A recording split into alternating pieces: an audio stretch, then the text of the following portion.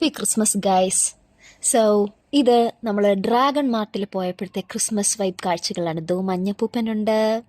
അപ്പം നമ്മളങ്ങനെ വൈകുന്നേരം ഒരു സമയത്ത് ഇറങ്ങി, അതുകൊണ്ട് കാണാൻ നല്ല ഭംഗിയുണ്ടായിരുന്നു.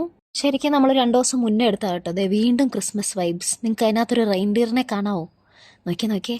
ഇങ്ങനെ എവിടെ തിരിഞ്ഞാലും നല്ല വെട്ടവും വെളിച്ചവും ഒക്കെ ആയിട്ട് നല്ല ഭംഗിയുണ്ടായിരുന്നു കാണാൻ. പിന്നെ ഏറ്റവും അട്രാക്ഷൻ എന്ന് പറയുന്നത് ഈ പറയുന്ന ടോയ്സിൻ്റെ ഏരിയ ആയിരുന്നു കേട്ടോ. അവിടെ സാന്റാക്ലോസ്, ലൈറ്റ്സ്, സ്റ്റാർസ്, അങ്ങനെ.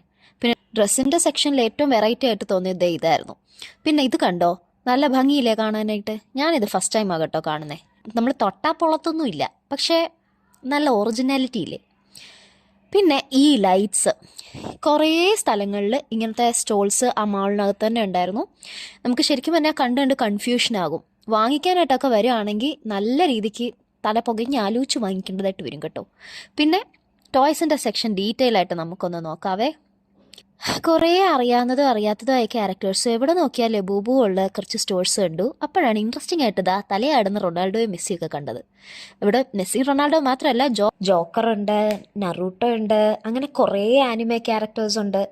ഇപ്പോൾ കണ്ടു കഴിഞ്ഞ് കഴിഞ്ഞാൽ എല്ലാത്തേന്നും ഓരോന്ന് എടുത്തിട്ട് പോരാൻ തോന്നും, അത്ര അട്രാക്റ്റീവാണ്. എനിക്ക് ഏറ്റവും ഇഷ്ടപ്പെട്ടത് ഈ ഗോളത്തിനകത്ത് കിടക്കുന്ന പൂച്ചക്കുഞ്ഞിനെ കേട്ടോ. പിന്നെ ഇത് നമ്മുടെ ഫ്രോസണിനകത്തെ എൽസയാണെന്നാണ് എൻ്റെ ഒരു നിഗമനം.